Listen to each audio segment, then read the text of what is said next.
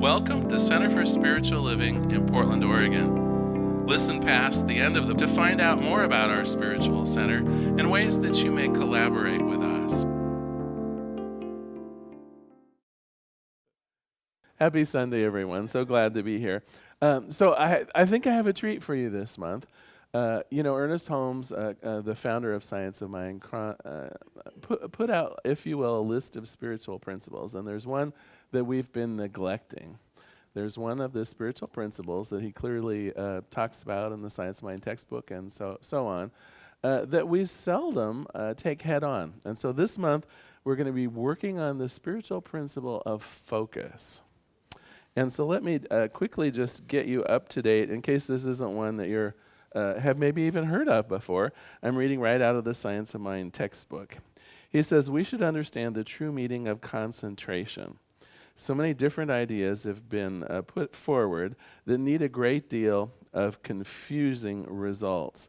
To concentrate means to bring to a center, and in mental science, it means focusing our mental attention on some definite and desired thought, image, idea, or thing. So it means focusing the mental attention on some definite and desired thought, image, idea, or thing. Of course, we're dealing with the idea that our thoughts become things. The spirit of the thing is in the thought. This, in its essence, is both law and cause. Our concentration of thought is not an effort to compel, but it's the desire to permit the stream of creative energy to take definite form. Now, you might be more familiar with this also portrayed as the law of gratitude. So if you remember right, the law of gratitude says that for which I am grateful for increases. And basically, that's just a small part of this law of focus. What we focus on will increase. Now, you might be asking, we're going to spend a month on that? You just gave it to me, right? What's the big deal here? And I would ask you, though, because intuitively we know this is true, but I would ask you, how's it working? Because I certainly know in my life I've concentrated, I've focused on money plenty of times, and yet I don't know about you, but I'm not a millionaire yet. And I know I've focused on love. Well, oh my gosh, it's the subject of almost all my prayers every day is love. It's one of the things that's truly dear to me. And although my primary relationship is filled with love, I've got to tell you, there are other relationships I have that could use a little work. So why is this law of focus seemingly working sometimes, but not every time? Why is it that it's difficult for me to put this law of focus really to work in my life in a way that has positive, long-lasting, and cohesive results? Well, one of the reasons is we have some, shall we say, baggage, some lies, if you will, that we tell ourselves. This month we're using a great book. It's by Gary Keller called The One Thing. And of course this was on the New York Times bestseller list for months.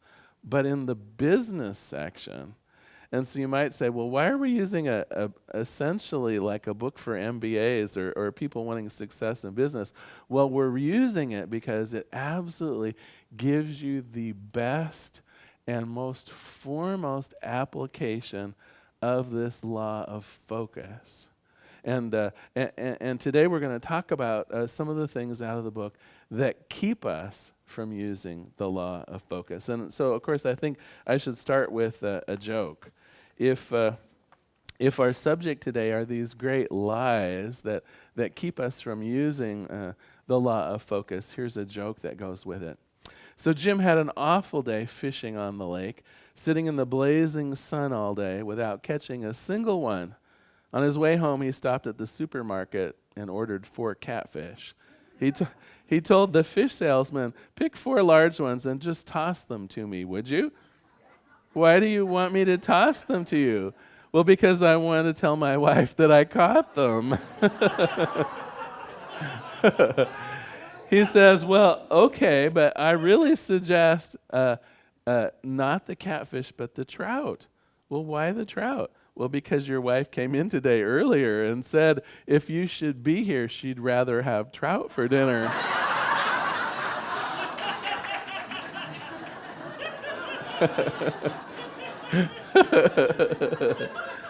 and that kind of sums up the trouble with telling yourself lies. There's a part of you that knows they're lies. There's a part of you that is using some of these 6 lies that we're going to talk about today to cover up something more fundamental that needs to be addressed. Okay, so what are these 6 fundamental lies that stand absolutely in the way of us using the law of focus?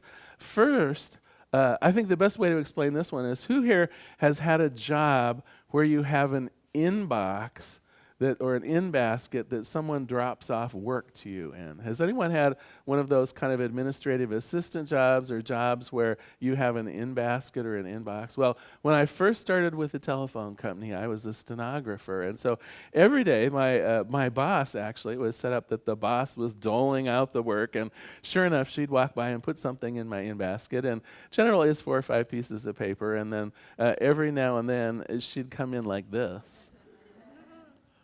Thump. And it'd be like 500 orders that I would have to type up, right? And the thing about it was, of course, this is my job. I can't really say no. And I got to do it all. It's like it's all there for me to do. Now, in a job, this may be reality. In your life, this is a lie. But often we treat it as though it were the truth. Don't people have the tendency of handing off things to you? Don't you fill your metaphysical inbox, if you will, with all kinds of things? Your friends want you to cooperate with them in doing things that are maybe they're more interested than you're interested in. Our loved ones set us up to mow lawns and wash cars, and whether we value it ourselves highly or not, nonetheless, we take it all in and we do our best because we're good people and we want to please the people around us. We have that sense of doing our bit for society and for our families and for the places we work. And everything, of course, has a high priority, doesn't it? Right? I've got to do it all, so everything has an equally high priority. And I got to tell you, this is crazy making. If you find yourself in that position, it's crazy making for a number of reasons. For one, you've done it to yourself. We might like to blame all this work on other people, but you're the one that said yes.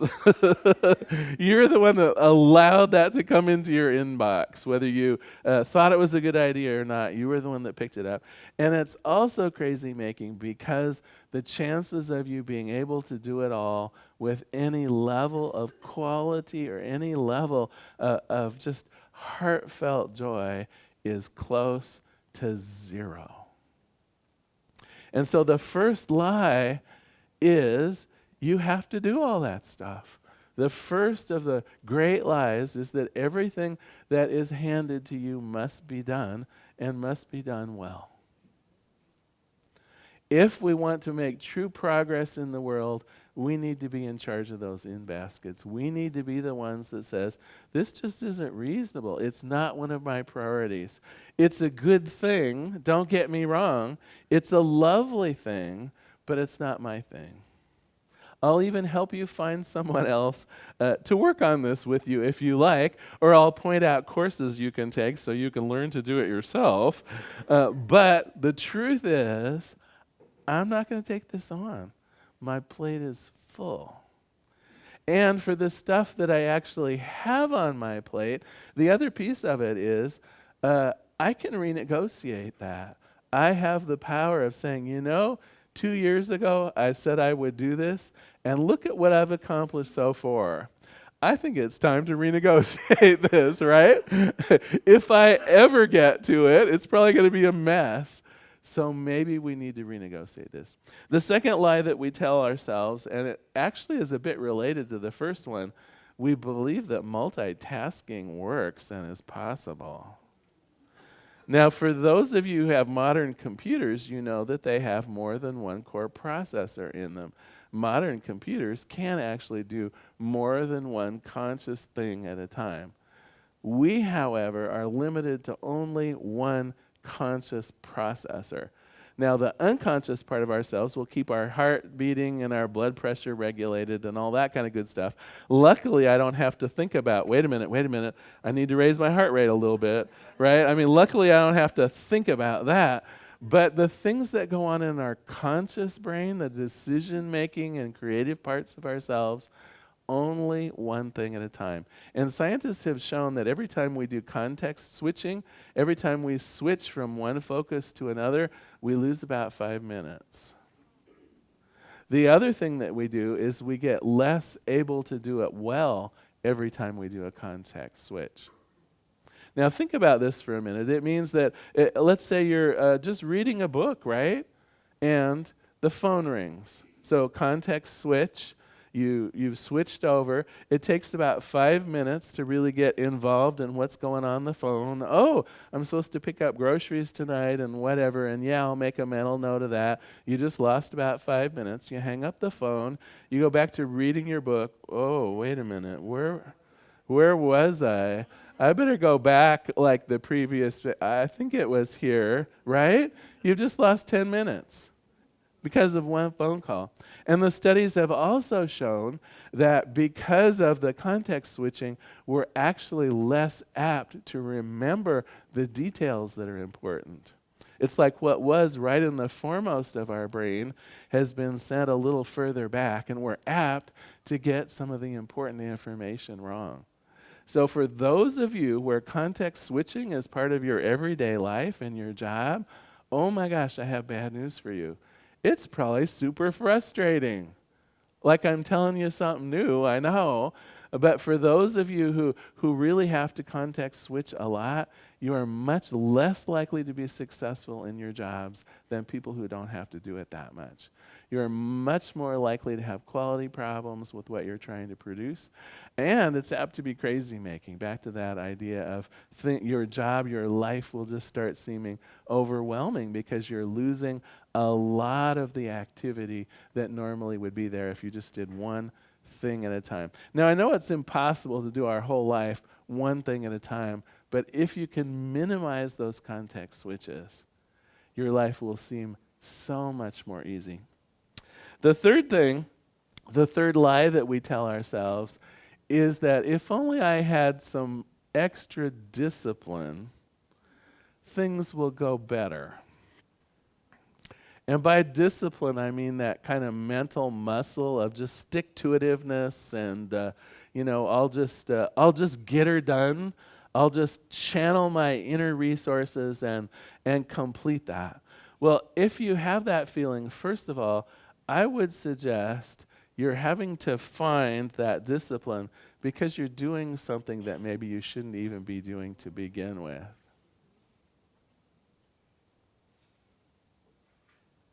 Discipline is not needed to make great accomplishments. In fact, you might argue that joy is the factor of making great accomplishments. When you are doing something that gives you bliss, when you are doing something where you see a purpose, when you're doing something that you feel alive in, you are going to be wildly successful. Something that needs your discipline, probably not so much. And it's really the call to question, am I doing the right thing? Am I doing it for the right motives? Is it the right time to be doing it? Right? It isn't about finding the muscle to do it. It's really questioning, is this something that I should be doing? So the great lie is, I just need more discipline. Another great lie is related to it, and that's willpower. Have you ever found yourself, and usually we're pointing the finger, but occasionally the finger goes inward too, but have you ever found yourself saying, just a little more willpower and she could give up smoking, I know she could. just a little more willpower around doing her homework every night, and I just know that my son could get straight A's. It's just straight A's. It's just a willpower issue, right? Or you look at someone who maybe has picked on a little weight, and you say to yourself, this is just a willpower issue. Well, first of all, willpower itself is one of the great lies. Because willpower works, but it's always willpower around your desire. Right? So you have all of these lovely plans around, I don't know, maybe a new eating program. And then the waiter comes by, and you do great through dinner. And then the waiter comes by and says, would you like to see the dessert tray? And it is your willpower that is saying, hell yeah, I want to see that dessert tray. Right? That's your willpower. Your will is powerful. So when we think that we're going to deny what we desire by using our willpower, total fantasy. It's a total fantasy. You will always allow your willpower around what seems pleasing you to triumph. And to not do that, your body and your mind will start doing all kinds of crazy things. Right? Have you not experienced that? You'll suddenly find candy bars in pockets that you didn't know were there. You'll suddenly find infinite excuses not to go to the gym, even though you actually paid for that membership finally, and even though you met with the personal trainer and he had all these great ideas, right? Suddenly, well, I don't feel so good today, and it won't hurt to miss one day, right?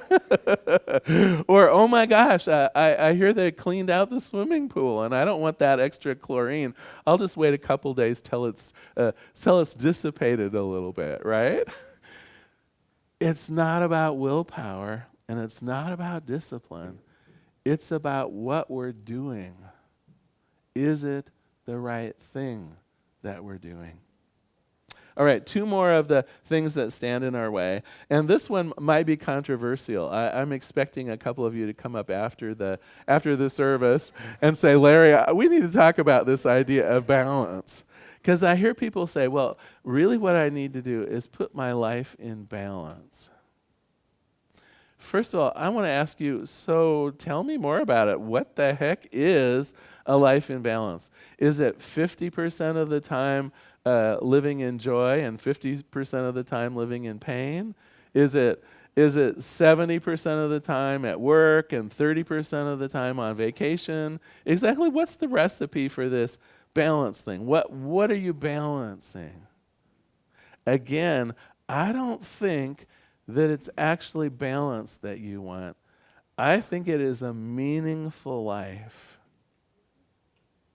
And so when you find yourself feeling like, oh my gosh, my life is totally out of balance. It seems like all I do is work, or it seems like, I don't know. There's always this pain or this sense of whatever. My life is just out of balance. I'd like you to ask a different question. What would bring meaning or purpose to your life? Because I would guess if you're feeling out of balance, it's because you're doing too much of things that don't have anything that you particularly value. It doesn't feel like you're fulfilling a purpose, and it isn't meaningful to you.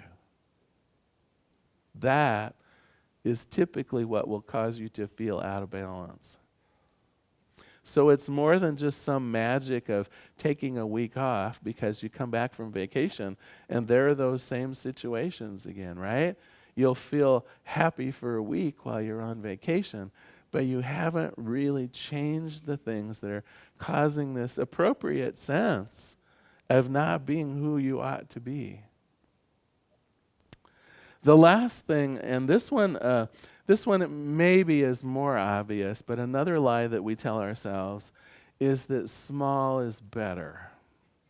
And I was talking to one of my roommates about the sermon for today, and these 6 different ones, and she said, "Oh my God, I know exactly what you want. I worked for 20 years on a First Peoples reservation, and she said the young people on the reservation, will have a dream of something like being a doctor someday, and then they just throw that away, and they say, well, no, I'm going to scale that down.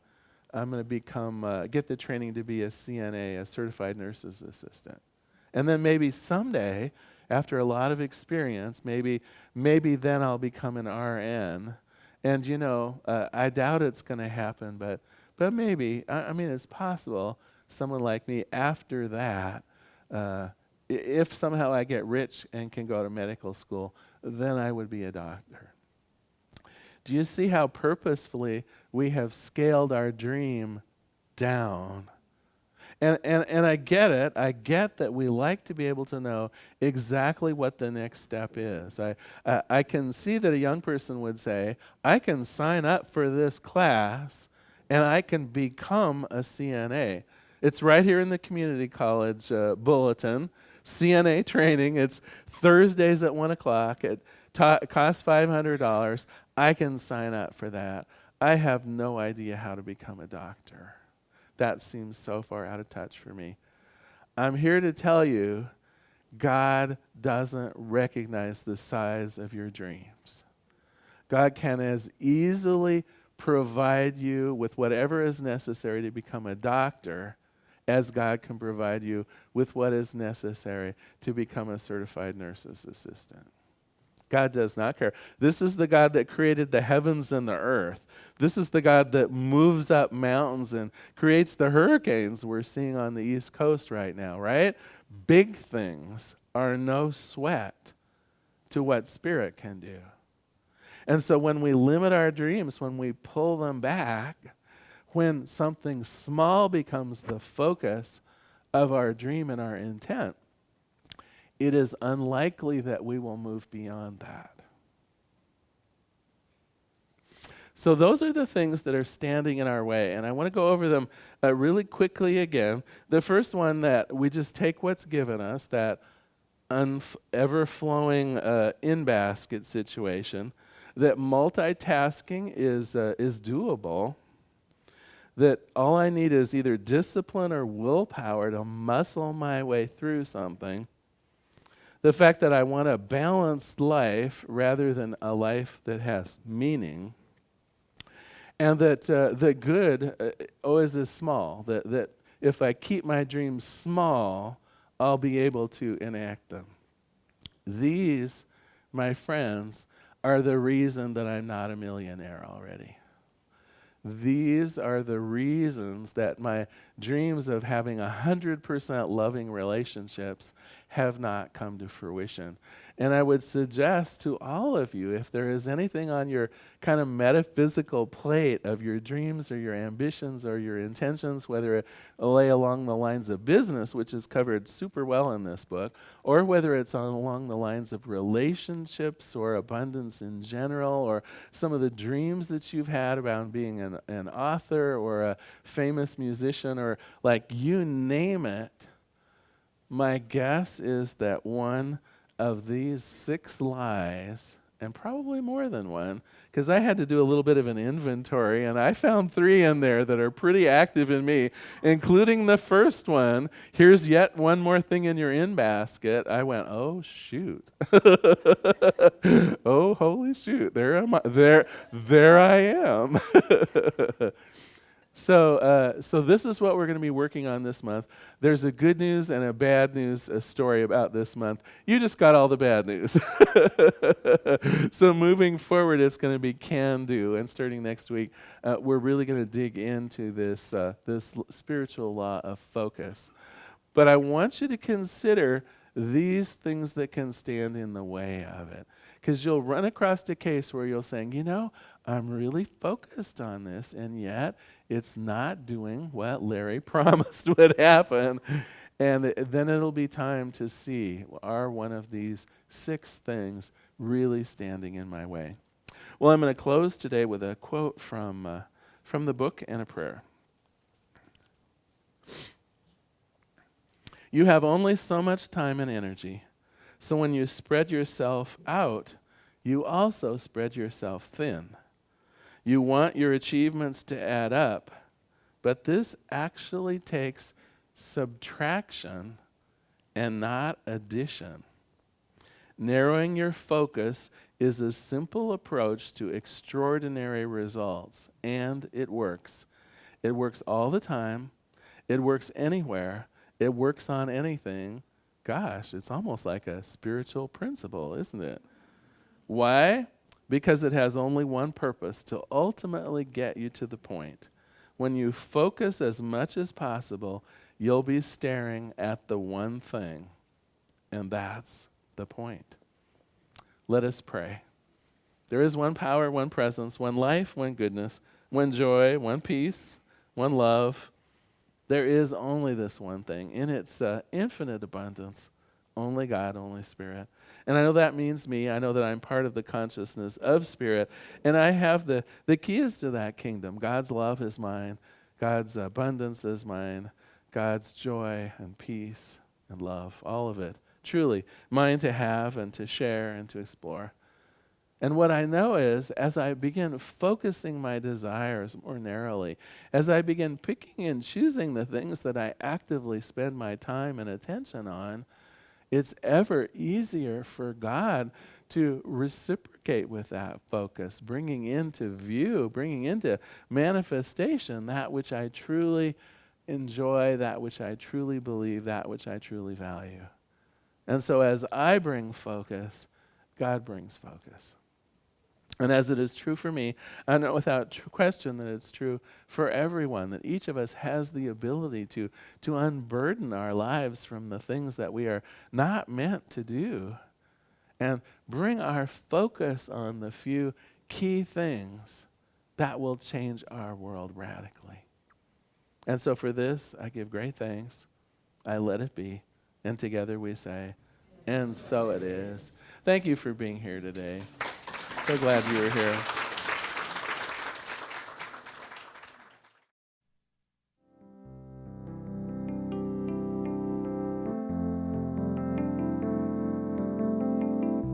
If you happen to be in the Portland, Oregon area, we'd love to have you visit in person. The Portland Center for Spiritual Living is located at 6211 Northeast Martin Luther King Jr. Boulevard. We have inspirational services at 9 a.m. and 11 a.m. every Sunday. We also have many programs, classes, and workshops developed just for our online audience. To find out more, go to our website at cslportland.org and look under the Online tab. We have a variety of content dedicated specifically for our online listeners. Our mission is to open hearts, ignite minds, and make a difference.